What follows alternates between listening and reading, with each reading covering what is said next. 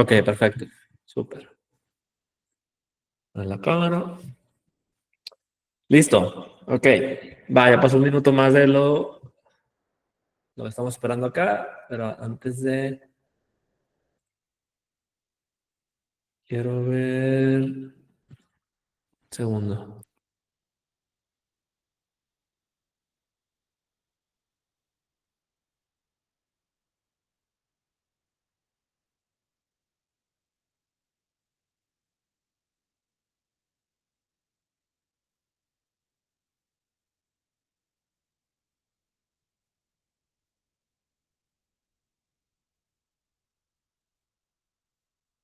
Súper, va, ahora sí. ¿Qué tal a todos? Bienvenidos otra vez al Círculo de Lectura. Me da mucho gusto ver a nuevas personas y a personas que han vuelto. Hoy nos toca el capítulo 5, Data Value Design Patterns.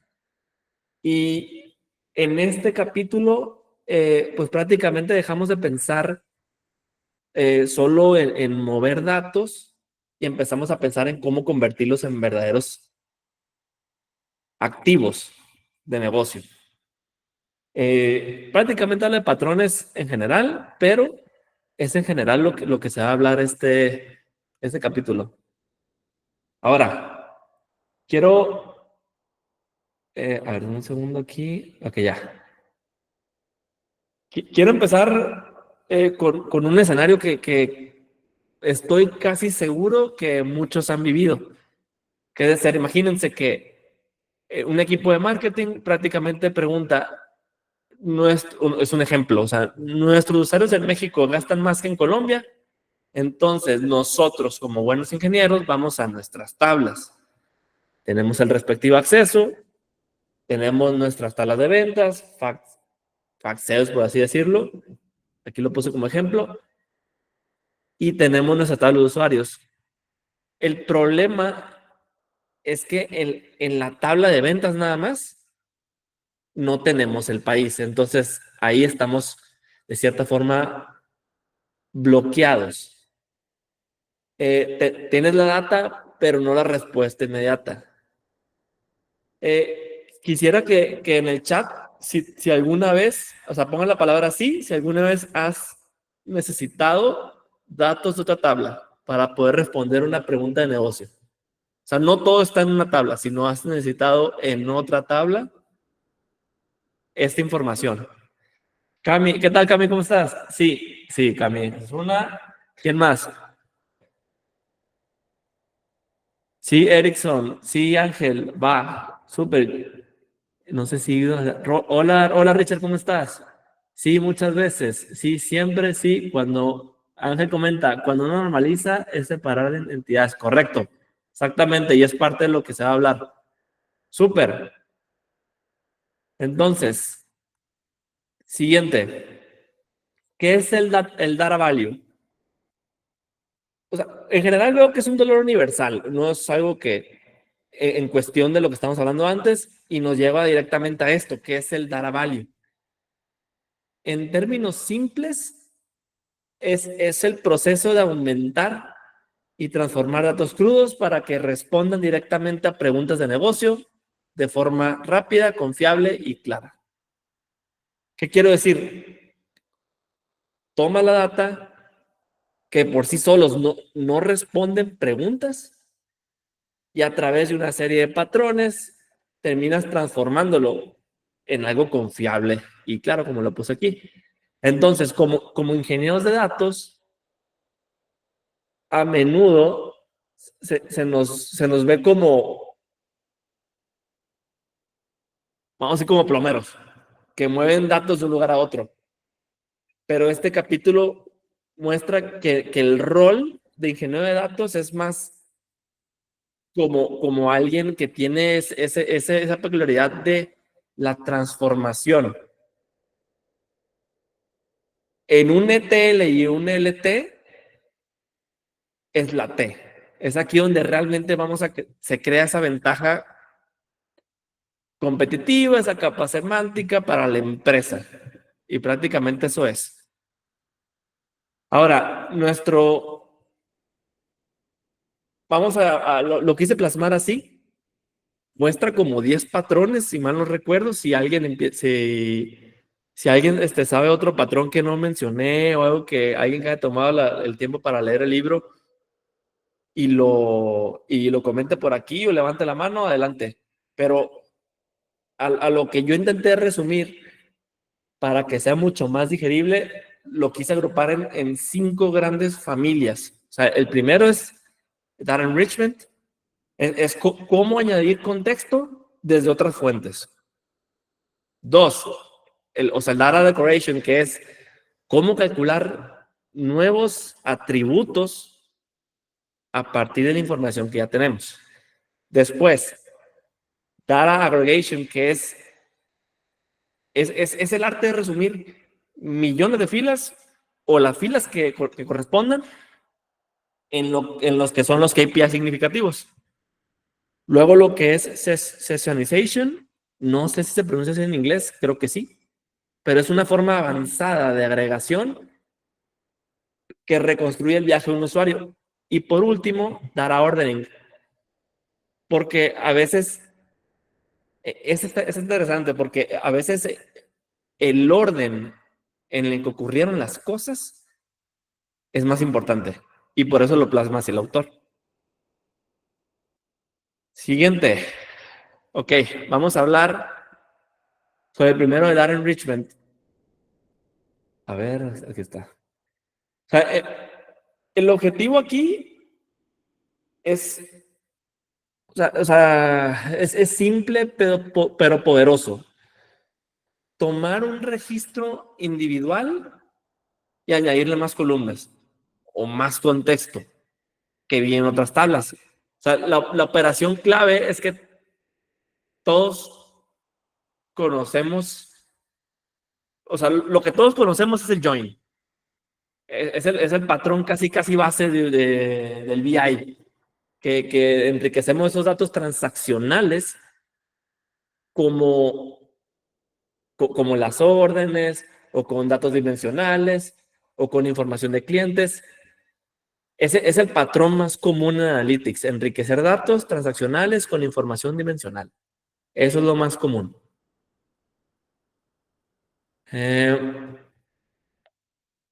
Y dentro de esa familia muestra el primer patrón, que es Static Joiner para batch. Static, lo que es aquí que dice static, aquí se refiere a que estamos uniendo nuestros datos contra una fuente de enriquecimiento que no cambia tan rápido. O sea, como una tabla dimensional que se actualiza una vez al día. El problema es claro. Un reporte de ventas necesita mostrar el nombre y categoría de producto, no solo en este caso, lo puse aquí, por ejemplo, con un Product ID. Y el flujo es un proceso de 3 pasos. Palabras más, palabras menos del autor, no es exactamente así, pero lo quise plasmar de esta forma es, tenemos el input, tenemos la tabla de hechos con millones de filas diarias. Segundo, enrichment source, tenemos la tabla dimensional y por último la acción. Lo unimos con un left join usando el Product ID. Y quise poner un comentario aquí abajo como consideración avanzada, que lo menciona el autor y empieza a plasmar muchas formas, incluso código y todo, pero ¿qué pasa si el precio de un producto cambia la semana pasada? Si hacemos un join simple, o sea, todas las ventas pasadas van a aparecer con el precio nuevo. Pues prácticamente eso es incorrecto. Existe un concepto de slowly changing dimensions, que son dimensiones de cambio lento, se escucha mucho mejor en inglés, y este tipo de concepto guarda un historial de los cambios con fechas de inicio y fin y nos permite unir cada venta con los atributos que terminan siendo válidos. Ese es este patrón en particular. Hasta aquí Dudas, preguntas, inquietudes, comentarios. Si alguien ha leído el libro que quiera aportar algo más, ustedes me dicen si sigo. Pregunta Erickson, ¿en la dimensión va haciendo una append o actualiza? A ver, si pudiera traer un poquito más la pregunta, Erickson, porque depende, según yo. Ahí, creo que, o sea, en general ahí en el tipo 2 realiza dos acciones. Uno que es actualizar la fila existente en ese momento, donde le agrega, por ejemplo, su fecha de inicio, fecha de fin y estado, que en este caso sería estado de activo a inactivo. Y lo que hace es crear un nuevo registro con la nueva fila que ingresa, que es lo mismo, pero obviamente con los datos nuevos. Entonces siempre se crea un registro nuevo por cada cambio que haya, pero se guarda en el anterior el estatus, o sea, la fecha de inicio y fecha de fin de cuándo cambió. Ah, Ese es perfecto. Esa era como mi tal. duda. Muchas gracias. Ok, súper. Prácticamente es lo que comentas del append. Eso es lo que es. Dentro del modelado de datos ahí, Erickson, hay, vamos a llamarle patrones. No exactamente tiene que ser así, pero cuando comentas respecto a actualizar, si tú no ocupas el historial anterior, se puede actualizar.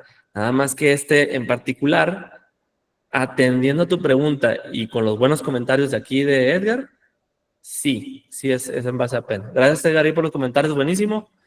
¿Quién más? ¿Preguntas o si avanzamos? ¿Reacciones? ¿Cómo les va? ¿Cómo está gustando? Chévere, gracias. Excelente, Erickson. Ángel ya reaccionó con un like. No veo más respuestas, voy a seguir. A ver, perdón. Ok, siguiente. El patrón le llama Dynamic Joiner y este es para streaming. ¿Qué pasa cuando la fuente de enriquecimiento también se mueve mucho más rápido? O sea, para eso tenemos este patrón y no es un problema, pero como hablando del contexto comparado con Batch, el problema aquí es como le llamamos el tiempo real. Un sistema, un sistema de personalización de anuncios, vamos a llamarlo así, no puede esperar un batch nocturno. O sea, necesita unir el clic de un usuario con su perfil vamos a decir, milisegundos o en un tiempo de latencia muy rápida. Y aquí unimos dos streams de datos. Por ejemplo, un stream de clics y un stream de actualizaciones de perfiles. Y aquí el reto es que un stream puede llegar unos segundos o minutos antes que el otro. La solución, si vamos a llamar la solución, la solución técnica implica que en este patrón, si mal no recuerdo, el autor lo llama como un buffer y estado, como state, o sea, el estado state, para guardar temporalmente los eventos que llegan primero. Y un watermark, si los que han estado involucrados en temas de streaming o tiempo real, muy probablemente han escuchado este término, marca de agua, que le dice al sistema, a ver, si después de X cantidad de tiempo no llegó lo que esperaba, descarta este evento para no consumir memoria infinita. Es el patrón, Dynamic Joiner. Eso es en resumen. Para los que leyeron el libro, tiene mucho más detalle, la verdad. Yo intento hacerlo lo más, lo más agregado posible, pero que se entienda para poder aterrizarlo esto y explicarlo. Ahora, para la siguiente familia, como le llamé, Data Decoration, aquí, a diferencia del pasado del enrichment, donde traemos datos de afuera, aquí se crea valor a partir de los datos que ya tenemos en el registro. Esa es la diferencia, y así lo llama el autor. El objetivo es añadir nuevas columnas calculadas. O sea, las herramientas como el case when, que lo menciona mucho, o los UDFs. Aquí el arte, esto es el arte de derivar nueva información desde lo existente. Esto es el data decoration. Y para eso hay patrones, como el primero, que es el wrapper. Aquí el problema es bien común. Procesamos datos de múltiples fuentes, no sé, como webhooks o diferentes bases de datos, y cada uno tiene un esquema diferente y en ocasiones puede ser hasta como caótico. Y se necesita aquí normalizar los campos que nos importan, pero sin perder el registro original por si salió algo mal, y se necesita depurar. Aquí la solución, vamos a llamarle que es elegante, que se crea una tabla de salida estructurada donde extraemos los campos clave que necesitamos. Ejemplos, aquí lo puse un poquito abajo, event allí, user email, y en la última columna, aquí le puse, lo llamé así, raw payload, guardamos el JSON o texto original completo. La consecuencia es que estamos aquí duplicando información, lo que aumenta el tamaño de cada registro. Y es prácticamente, como ya los he mencionado anteriormente, muchas veces es un trade-off. Aquí, el trade-off prácticamente es, lo que hacemos es por la seguridad y auditabilidad. Eso prácticamente es aquí. Antes de seguir, perdón, aquí le di clic a esto. Bueno, voy a comentar este patrón y después abro micrófono para dudas o el chat. Siguiente patrón, el metadata decorator. Aquí, ¿qué pasa si la información que queremos añadir es puramente técnica y no le interesa el negocio? Y aquí, esto es el metadata decorator. O sea, el problema es, queremos saber qué versión de nuestro pipeline procesó cada registro o en qué clúster corrió, pero no queremos ensuciar la tabla final del analista con estas columnas técnicas. La solución es poner esta información en los metadatos. El ejemplo claro, o sea, no soy experto, pero a lo que plasma el autor es con Kafka. El payload del mensaje contiene los datos de negocio, o sea, user ID, page, como aquí lo puse, mientras en los headers de Kafka que viajan junto al mensaje, pero de forma separada, ponemos ahí lo que le llaman la telemetría, el job version, el processing cluster, y la diferencia clave es para quién es la información, para quién es.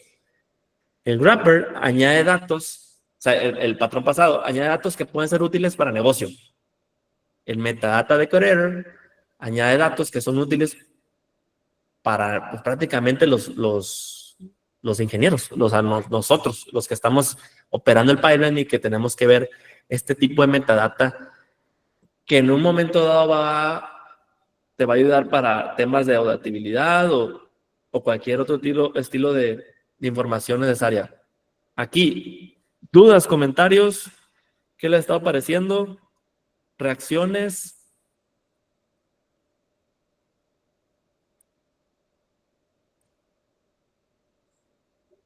Adelante, Daniel, ¿qué tal? Hola Omar, ¿qué tal?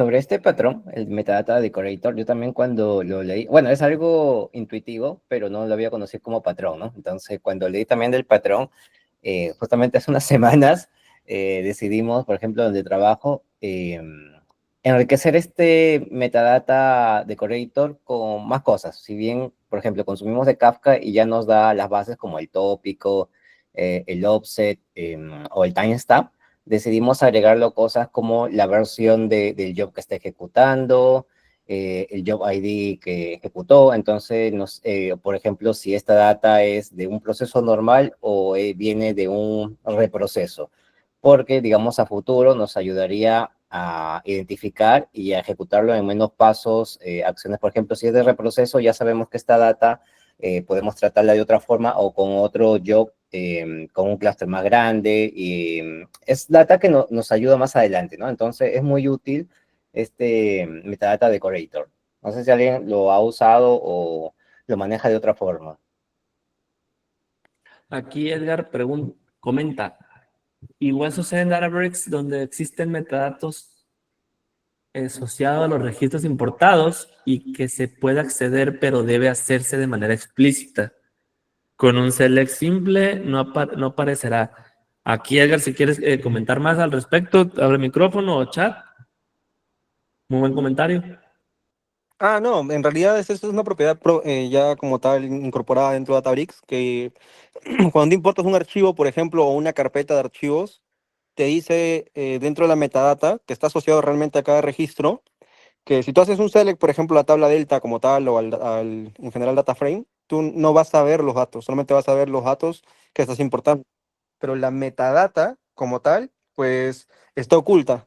O sea, siempre está oculta. El usuario final, por más que se haga un select, haga lo que sea la tabla delta, lo que sea, nunca va a encontrar esa metadata, a menos que ingrese de manera explícita, que es justo lo que te indica, pues, ¿no? Que los datos están ahí, pero no son visibles para el usuario final de manera regular, sino es más que todo a nivel técnico. Entonces, alguien con el perfil necesario, o bueno, en general que conozca, pues ingresa a la consulta, ingresa los metadatos y de ahí puede leer, por ejemplo, la cantidad si fue en tipo batch, por cada uno de los bloques, en qué bloque se encuentra ese registro importado, cuánto fue el peso en total del batch, detalles adicionales, como en qué archivo se importó. Si fue, por ejemplo, en 3 archivos y se importó en zona sur, pues aparece ahí el detalle.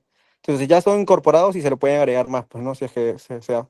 Pero en general Databricks ya aparecen esos datos específicos, que es justo lo que te indica, pues, ¿no? Excelente, gracias Ángel por el comentario y buenísimo, prácticamente lo resumiste, este patrón en particular, lo que ofrece Databricks y la utilidad que se le puede dar al momento de explotar esa metadata. César comenta, con el formato Delta se tiene dicha metadata a través del Time Travel History y adicional permite user metadata para enriquecer los metadatos de usuarios. Sí, buenísimo ahí, César. Siendo honestos, yo no he manejado Databricks así al día a día, conozco alto nivel, cómo funciona, pero todos estos comentarios, tanto de Edgar como César, asumo que tienen experiencia en particular ahí en Databricks. Por ello, ahí buenísimos los comentarios. Gracias, César. ¿Quieres comentar algo más, César, o con ese comentario es suficiente para avanzar al siguiente slide? No, así está bien, muchas gracias. Excelente, gracias por lo que estamos ahí, César. Súper. Siguiente, la familia, como le llamé. Aquí es data aggregation de millones de filas a una métrica. Si el enrichment es hacer como zoom in en un dato, aggregation es hacer zoom out. El objetivo pues, básicamente es colapsar esa gran cantidad de registros detallados en resúmenes, estadísticas y KPIs. Y pues el autor menciona mucho sobre el group by. Tenemos muchos millones de filas y es aquí donde los datos se convierten en ese valor en particular. El patrón que habla uno de ellos es el Distributed Aggregator, que es cuando los datos no caben en una sola máquina, necesitamos este patrón. El problema, una red social necesita calcular el número de likes por cada post a nivel mundial. Y es decir, o sea, aquí, ¿cómo lo puedo comentar más? O sea, los datos están en un clúster de muchos servidores. O sea, ¿y cómo lo hacen? Que es prácticamente los tres pasos del MapReduce, que es map. Cada servidor hace una cuenta parcial de los likes que se tiene localmente. El shuffle, esta es la parte crítica, vamos a llamarla así. El sistema redistribuye todas esas cuentas parciales a través de la red, asegurando que todas las cuentas para un mismo post lleguen al mismo servidor. Y el reduce, el último paso, cada servidor suma las cuentas parciales que recibió para obtener el total final. Este es el famoso MapReduce, es el patrón que habla el autor. Y su comentario principal es sobre el clúster. O sea, los datos no caen en una sola máquina, ocupamos este patrón. Eso es lo que habla. El siguiente, el local aggregator. Y este es, mira, aquí, ¿qué pasaría si pudiéramos evitar ese paso costoso y crítico del shuffle? Y esto es lo que habla del local aggregator.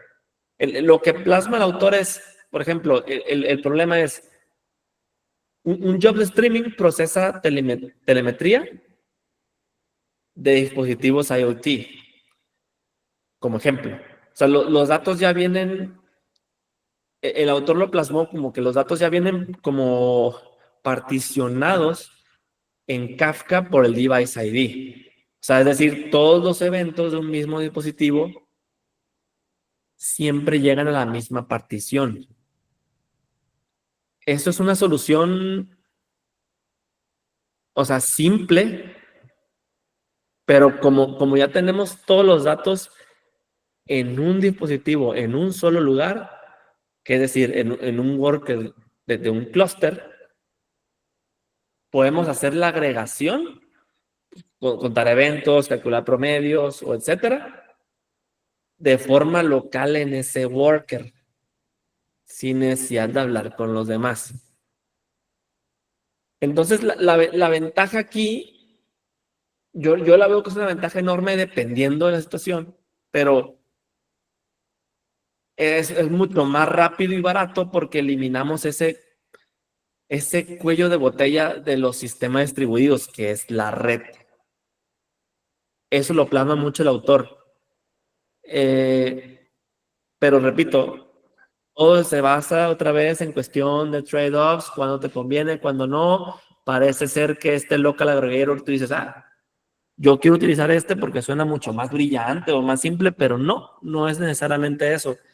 Simplemente el autor, muestra estos patrones para simplemente plasmarlos de las formas que existen, las recetas que existen. Antes de pasarme al siguiente slide, creo que alguien comentó. César Nieto, siempre y cuando no se tengan hot partitions. ¿Quieres comentar más, César, al respecto? Sí, solo tenemos un device ID que recibe, pues no sé, el 90% de los eventos y tenemos otros 99 que reciben el 10%. Bueno, pues un nodo va a tener pues prácticamente todo el procesamiento concentrado en una sola partición, generando pues algo. Buenísimo, César. Súper buen comentario. Aquí, sinceramente, no me acuerdo si el autor lo comentó. Probablemente sí. Igual se me pasó. Pero ese comentario, César, es muy bueno. También no solo aplica en ese tipo de patrones, sino lo mayor, o sea, en muchas situaciones en general, con el tema de cuello de botella. Y lo comentó ahí muy bien César. O sea, los hot partitions hay que tener mucho énfasis en ¿cuándo es el threshold de decir, ¿sabes qué? Ya es considerado un hot partition, así como lo comentó César. Pero sí, súper, buenísimo. Gracias, César, por el comentario. Ahora pasamos a la familia esta de sessionization. Aquí, que es la cuarta familia, creo que puse como 5 o 6, pero creo que es la cuarta. Es una forma avanzada de agregación y el objetivo aquí es agrupar una secuencia de eventos individuales como clics o vistas de página o algo así en una sesión para reconstruir y entender el viaje completo del usuario. O sea, sin esto se ven eventos aislados. O sea, con esto entendemos el comportamiento y la experiencia completa del usuario. El patrón que habla uno de los autores es el Incremental Sessionizer. Ahí, sinceramente, no sé si se pronuncia así en inglés. Creo que sí. Pero en el mundo del batch, usamos este patrón. El problema es, por ejemplo, los logs de clics se guardan en archivos por hora. Pero una sesión de usuario puede, vamos a llamarle así, puede cruzar esa pared o frontera o no sé. Digamos, aquí el ejemplo que puse como a las 10:55 y terminando a las 11:05. ¿Cómo unimos eso? Entonces, aquí el proceso es un ciclo continuo, lo que habla el autor, que es cuando procesamos los datos de la hora 11, leemos esos nuevos clics, pero también se carga un estado previo, una tabla de pending sessions, que son las sesiones que quedaron abiertas de la hora 10. Luego unimos ambos, continuando las sesiones que ya existían, creando nuevas, y finalmente persistimos el resultado. Las sesiones, es decir, las sesiones que ya terminaron se escriben en la tabla final y las que siguen abiertas se guardan en una tabla de pending sessions. Esto es el patrón para batch. Ahora, para streaming, Stateful Sessionizer lo llama. Es para hacer lo mismo, pero en tiempo real. El problema es, por ejemplo, un servicio de música, vamos a decir Spotify, los más famosos, quiere saber el momento que un usuario deja de escuchar para poder enviar una notificación o actualizar su estado. La solución es un job de streaming que mantiene el estado de la sesión en cada usuario en memoria. O sea, cuando llega un evento, aquí lo puse como SoundPlate, para un usuario se añade a su estado de memoria. El sistema inicia un timeout. Aquí le puse como, por ejemplo, 30 minutos de inactividad. No quiere decir que sea así forzosamente, pero si llega otra canción, o sea, si llega otra canción del mismo usuario, el timeout se resetea. Si no llega nada en 30 minutos, la sesión se declara como terminada y emite, o sea, te termina generando el resultado y se limpia el estado de memoria. La consecuencia clave que es aquí es la gestión de ese estado. Es súper importante eso, es la gestión. Puede ser muy demandante en memoria y recursos. Ahora imagínense cuando hay demasiados usuarios activos simultáneamente. Esto es lo que también plasma mucho el autor. Claro que en el libro lo muestra mucho más técnico, con ejemplos de código, pero para los que son nuevos, incluso para esta sesión, y los que hayan estado, como lo mencioné, quiero hacerlo lo más pragmático posible. ¿Qué es lo que plantea el autor? ¿Cuál es la solución? Y abrir micrófono. Siguiente, data ordering. Esta es la importancia del orden cronológico, que esta es la última familia. A veces el valor no está en el dato, sino en la secuencia. Como en el caso del sistema financiero. O sea, procesar un retiro antes que un depósito, que ocurrieron casi al mismo tiempo, puede generar no sé si el concepto sea correcto, pero aquí lo puse un sobregiro. No soy experto en finanzas, pero así creo que me voy a entender. O sea, termina gente muy enojado si en dado caso el orden no es correcto. Es crítico para esa integridad.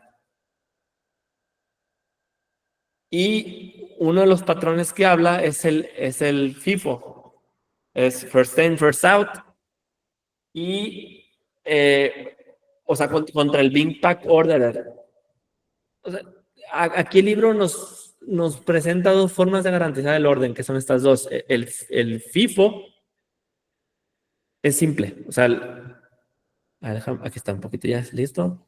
Es decir, envías el registro A, esperas la confirmación. Envías el registro B, esperas la confirmación. Este es ideal para bajo volumen, donde lo simple es clave. Aquí lo simple es clave, pero es muy lento por la alta sobrecarga de red. Esto lo comenta el autor. Y es el mismo trade-off, lo que he comentado anteriormente. Y el siguiente es el Big Pack Order, que es la forma más alta de rendimiento. Si mal no recuerdo, este es un algoritmo mucho más complejo que cuando lo que es el bin, o sea, Bin Pack Orderer, que es agrupa los eventos ordenados en bins o en paquetes y los envía en masa, o como lo plasma el autor, en bulk.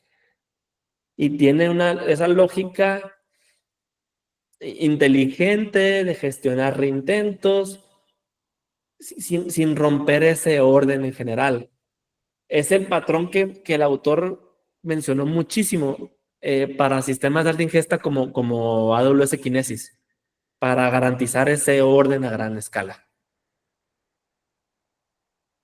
Y listo, casi listo. Entonces, práctica, aquí lo puse como en general. Tu guía práctica de conclusiones clave. 3 reglas de oro para crear valor. Para cerrar este capítulo. El primero, el valor lo define la pregunta. Es decir, no vamos a transformar datos porque sí. Siempre empiecen con la pregunta de negocio que quieren responder. Siempre esa es la primera regla. Segundo, enriquece primero, agrega después.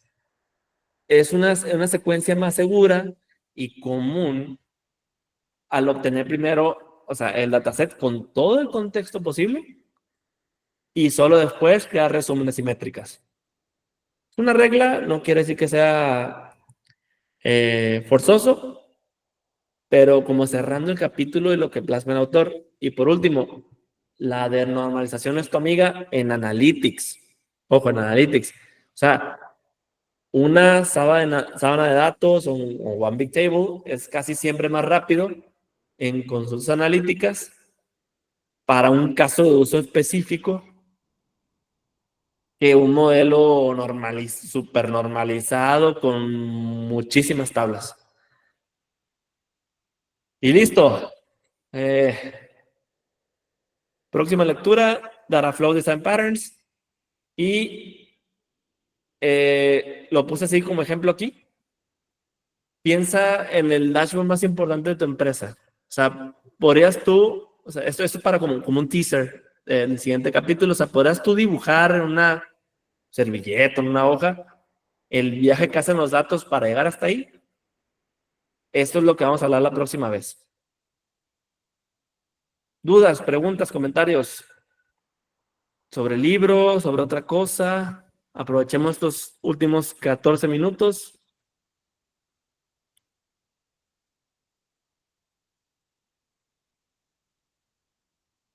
Voy a dejar de presentar. Listo. Prácticamente eso fue. ¿Alguien que quiera comentar?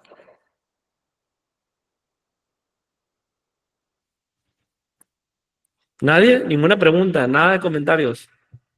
Todo en orden, o sea, entendieron perfectamente todo. ¿Alguna reacción? ¿Siguen ahí? ¿Siguen vivos? Perfecto, César, gracias. Ángel, A mí me resultó, ¿cómo Cami no escuché? perdón, no me están dando bien el internet. Me resultó re interesante, pero todavía como que no me imagino cuándo lo voy a aplicar. Ya, súper, gracias Cami. Sí, claro, o sea, es algo que, o sea, yo creo que, o sea, todos los ingenieros puede ser que en algún punto lo apliquen y puede que no. O sea, depende de la situación y por eso mismo son patrones, son recetas ya creadas. Edison comenta, ja, estamos aquí, muy buena posición, excelente, gracias Eric, es que no vi respuestas ni nada, acabé y dije, no, ya se fueron a tomar un café, a jugar un videojuego, quién sabe qué hicieron, pero yo hablando aquí como merolico. Pero gracias aquí, Erickson. ¿Quién más? ¿Algo, otro libro que estén leyendo? ¿Algo dentro de su trabajo? ¿Algo que quieran opinar respecto al siguiente capítulo o a este capítulo? Ahora micrófono, pongan chat. Bueno, ahí para comentar lo que decía Cami, sí, es verdad, estos patrones hay que identificarlos, ¿no? En el día a día no es que se nos presentan, hola, soy el patrón, sino uno se da cuenta, esto me suena a algo, yo lo vi, yo lo leí, yo lo escuché a Omar hablar de eso, entonces ese es el momento, ¿no? Incluso yo antes de también leer el libro, muchas cosas por intuición lo hacemos, ¿no? Hasta que conocemos que eso es un patrón repetitivo que se hace en muchas tecnologías, ¿no? No solamente en una tecnología X, sino en on-premise, en desarrollo, en cloud, no sé, GCP. Entonces, como dice Omar, son patrones que se van repitiendo y muchos se ajustan a algunas tecnologías como otros no, ¿no? Otros lo solventan de una forma tecnológica, como otros hay que hacerlo de forma artesanal. Sí, buenísimo, muchas gracias Daniel, por el comentario. Sí, así, espero ahí, Cami, que te haya refinado esa inquietud que tengas un poco, se ha disipado esa duda de cuándo utilizarlo y cuándo no. Y puede ser, o sea, en serio, Cami, o sea, también depende de tu trayectoria en cuestión de datos. Puede ser que simplemente estés acotado a cierto rubro y que no vayas a ocupar una situación en la que estén procesando millones de registros al mismo tiempo y simultáneamente varios usuarios con concurrencia, con temas de latencia, y sabes qué, vamos a hacer este tipo de patrón y vamos a hacer este workaround, como lo comentaba Daniel, o más manual.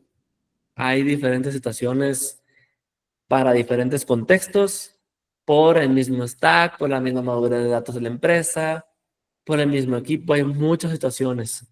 Prácticamente son recetas, hay que utilizarlas en su momento adecuado, si aplica como comentó Daniel, si es respecto a lo que aplica en sí, lo que te resuena. ¿Quién más?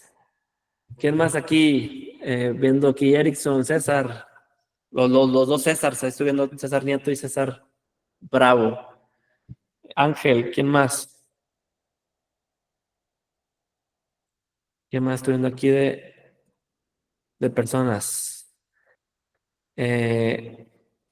Guido, Junior, Cata, ¿qué tal, Cata? Ramón, Ana María, creo que no he visto a Ana María en su momento. Algunos veo que sí han entrado seguido, otros no.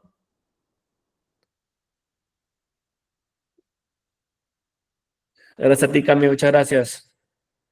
Pues bueno, creo que ya. Hola, aquí está. Bridget, ¿qué tal? Gustazo verte aquí de nuevo. Has estado aquí constante, excelente. Hola, hola, una pregunta, son más o menos nueva en el rubro. ¿Qué significa concurrencia? ¿Aquí alguien quiere tomar la palabra y explicar qué es concurrencia? O esperamos y termino contestando. Hola, buen día. Excelente. Gracias, César, por tomar el micrófono. Es que no me gusta simplemente yo hablar, ya tomé parte del ¿cómo se llama? Del slide, todo esto, y no me gusta que sea un monólogo prácticamente. Adelante, César. Sí, tiene razón. Yo es la primera vez que me uno aquí al grupo. Estoy viendo, la verdad es que está muy interesante. Yo estoy como parte de arquitectura empresarial y pues justo tengo que ver muchos de los dominios, entre ellos la arquitectura de datos, ¿no?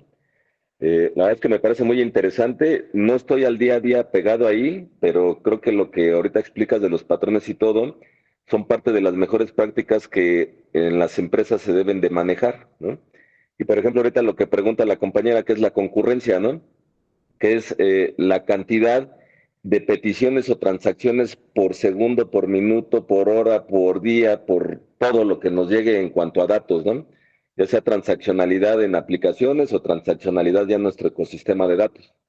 Entonces, debemos estar preparados para que nuestras arquitecturas soporten ese número de peticiones, ese número de transacciones por cierto tiempo, ¿no?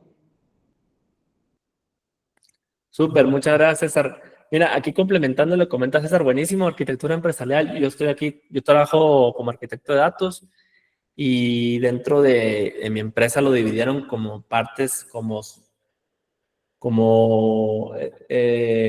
algunas áreas técnicas y otras áreas más a nivel empresarial, y prácticamente lo que comentas ahí. Gracias, César, ahí por unirte, espero que sigas uniendo. Pero mira, ahí, Brichel, quiero comentar, yo recuerdo cuando en su momento tomé unas sesiones de AWS, me acuerdo en la nube, hablaron mucho un ejemplo de unos baristas en café. Hablaban más de cloud, pero mira, te lo voy a intentar aterrizar así en cuestión de concurrencia. O sea, en términos muy simples, la concurrencia es la capacidad de un sistema para trabajar múltiples tareas al mismo tiempo. Eso es. Entonces, como hablando de esto de lo que comento del café y así, que el AWS lo comentó, imagina que eres tú una barista, o sea, en una cafetería con mucha gente, entonces tiene muchas tareas que hacer, muchas tareas. Entonces ahí, pues, ¿qué es lo que haces? Tomas la orden de un cliente, preparas el café y cobrarle a otro y limpiar la barra. Haces todo eso. O sea, sin concurrencia, sin esa concurrencia, ¿qué es lo que haces? Haces una tarea completa. Limpias la mesa, todo, antes de empezar. Y luego tomas la orden completa y así. Con la concurrencia manejas todo de forma como inteligente. Empiezas a preparar un café que tarda unos minutos, mientras en ese momento limpias, o sea, limpias la máquina o hace que o haces algo que mientras haces otra cosa, o tomas la orden del cliente o cosas así. O sea, eso es concurrencia, o sea, no estás haciendo dos cosas en el mismo instante exacto. O sea, eso sería paralelismo, es otro concepto que te vas a topar, sino que estás de cierta forma como gestionando y avanzando en tareas dentro de un mismo periodo. Eso es la concurrencia. César lo explicó en su experiencia, más aterrizado en ese aspecto, y te lo explico más como le llaman en layman terms. Espero que ahí Bridget te haya solucionado la pregunta. Faltan 5 minutos. Comenta Guido, gracias por hoy. Estoy aprendiendo español e ingeniería de datos. Al mismo tiempo, estoy en un lugar donde no puedo hablar hoy. Quiero hacer la lectura en la próxima clase. Por ahora, excelente. Muchas gracias, Guido. Ahí ya les he comentado a todos. Me encanta que levanten la mano, comenten, que apoyen. Porque al final de cuentas aquí Data Wizards es una comunidad que aquí me corriges aquí, Daniel, pero si es el senior que querías que fueras cuando fueras junior, y pues prácticamente hay que apoyarnos entre todos. Mario Anthony, ¿qué tal, Mario? Creo que ya se entraron anteriormente. Y de ahí nace la necesidad para... exactamente, buenísimo comentario, Mario. Comenta, Mario, de ahí nace la necesidad del paralelismo en el cómputo. Exacto. Es ahí. A veces puedes gestionar concurrencia en cuestión del sistema y pues hay ocasiones se ocupa hacer ese paralelismo. Brichel, con una analogía, gracias a Omar. Súper, excelente, Brichel. Un gusto que estés aquí uniéndote aquí a las sesiones. Y mira, si quieres ahí, Brichel, también en cuestión de concurrencia, te lo vas a topar también, o sea, en un futuro, si es que sigues involucrada aquí en DATS, todo eso, imagínate un dashboard, o sea, tú terminas haciendo un reporte, te lo piden 4 personas, tú aterrizas ese dashboard y dices, está súper bonito y lo terminas aterrizando y todo, wow, ¿sabes qué? Se termina siendo famoso. Y una empresa de más de 20,000 empleados y digamos que 15,000 entran en la mañana. ¿Cómo las para que el dashboard aguante eso? Un tema de concurrencia, es un tema, muchos usuarios concurrentes entrando a esa misma hora, tienes que administrar eso, no solo es un reporte, es pensar más allá. Si una inteligencia artificial termina haciendo esto de, hazme un reporte tal, pues claro que te lo va a hacer. Pero si tú no sabes acotar esa necesidad a lo que requiere, por más que la inteligencia artificial lo quiera hacer, no lo va a hacer porque te lo va a hacer en base a eso que le pediste. Y es pensar más allá, como temas de concurrencia, temas de comentó Mario aquí, paralelismo, etcétera, etcétera. Junior comenta, muy buena info que me llevo a la sesión de hoy, recién estoy comenzando a generar, súper, estás comenzando a generar datos. Y esto es enriquecedor, sí, claro, entre comillas, súper. Me llevo la palabra a la sesión. Gracias, Junior, ahí sigue teniendo, por favor. Y si tienes preguntas offline, puedes preguntar en el grupo o a mí individual. Yo lo he dicho en las sesiones anteriores, yo estoy abierto a que me consulten sin ningún problema dentro del tiempo que pueda atender. Mario comenta, claro, hay lenguajes que simulan paralelismo como Python. Correcto, exactamente, Mario, ahí. Esos tipos de lenguajes y yo uno en particular que me ha gustado mucho últimamente, sinceramente no se usa mucho como en Data Engineer, que me gustaría mucho más, la verdad, pero es Golang. Golang me gusta muchísimo. Yo he desarrollado propios command line interfaces con la ayuda de inteligencia artificial. Y a estas alturas sabes cómo arquitectar, pero cómo tirar código en particular no. Pero es otro tema también que quería comentar, cuestión de la IA, es que no me acuerdo en qué artículo lo vi, pero sí es así. O sea, la inteligencia artificial es un senior tirando código, pero es un junior arquitectando y diseñando. Eso es súper, súper bueno. Snowflake usa Go. No sabía, fíjate, Mario. No sabía eso. Qué interesante. Ahí me voy a cantar un poco más por Snowflake porque Golang me encanta. Comenta Brichel, ¿la concurrencia va en ambos sentidos o van por separado cuando hago la petición y cuando la petición ya resulta? Perdona, Brichel, no... Perdón, o sea, creo que debiste ahí la pregunta, pero no sé exactamente a qué te refieres. ¿Cómo es la...? Si puedes detallar un poco más aquí en el chat si quieres o por micrófono. Hola, hola. ¿Qué tal, Michelle? Bien, bien. Sí, Adelante. es que digamos que en el trabajo hubo como que una vez un problema cuando le estábamos haciendo como peticiones a la base de datos Sí. y pues estábamos trabajando desde Databricks también. Entonces, tanto como en la entrada y en la salida, como que existe esa concurrencia. Es como la pregunta básicamente. Ya, mira. De nuevo, no soy experto en Databricks, si tiene algo adicional que hacer, pero en sistema agnóstico en general, pues sí, o sea, la concurrencia va en ambos lados. O sea, piénsalo como una tarea completa, como una gestión de tarea completa. O sea, la concurrencia, así como dice la petición, ok, ya más o menos estoy conectando. O sea, la concurrencia se encarga tanto de lanzar esa petición como de recibir y procesar la respuesta. A ver, como hablando el tema del barista, a ver si lo puedo aterrizar. O sea, el café, o sea, es que generalmente o sea, a mí no me gusta más hablar en términos simples, más así, porque a nadie vas a ganarte por explicar súper detallado y hablando en bits. Nadie te va a decir, wow, esta persona habla muy técnico y vamos a hacer que explique el negocio, ¿no? Claro que no, o sea, no existe eso. Hasta la fecha no he entendido, a menos que vaya a unos stakeholders muy particulares, pero a ver, o sea, la petición del IR, o sea, como tú como barista, imagínate que seas una barista y tomas la orden y la de muchas personas más. Entonces, vas a poner,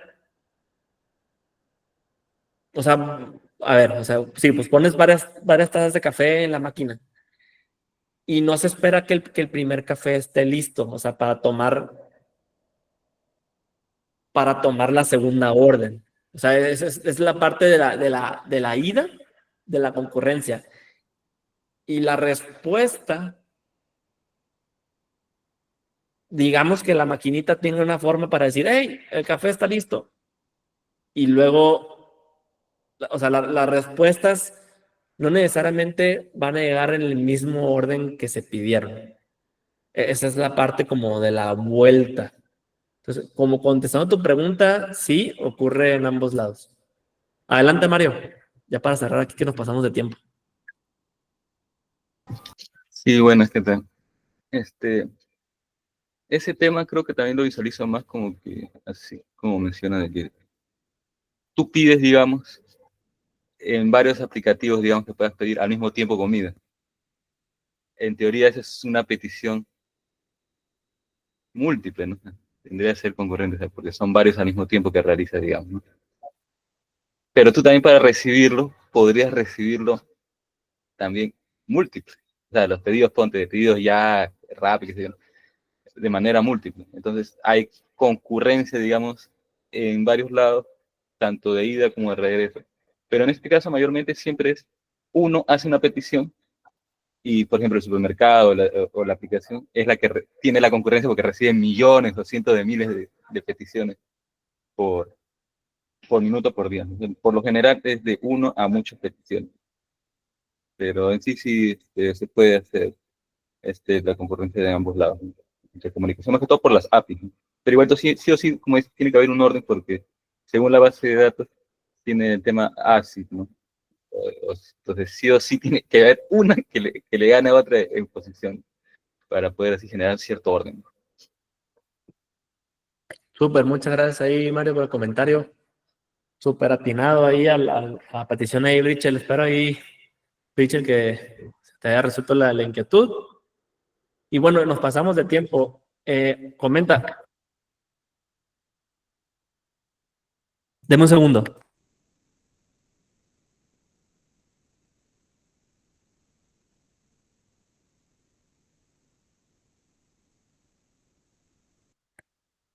Perdón, ya, listo. Si hay un grupo ahí, Guido, hay un grupo de WhatsApp. Ahí Daniel es el administrador. Puedes contactarlo. Y tengo entendido que va a haber más noticias respecto al grupo y todo eso y actividades y dinámicas más adelante. Ahí como actuando como mentor dentro de Data Wizards. Pero el principal ahí es Daniel. Adelante, creo que Daniel ibas a abrir el micrófono, ¿no? Sí. Ahí con temas para los que son nuevos, como hemos compartido el link por varios sitios, entonces no sabemos de dónde vienen.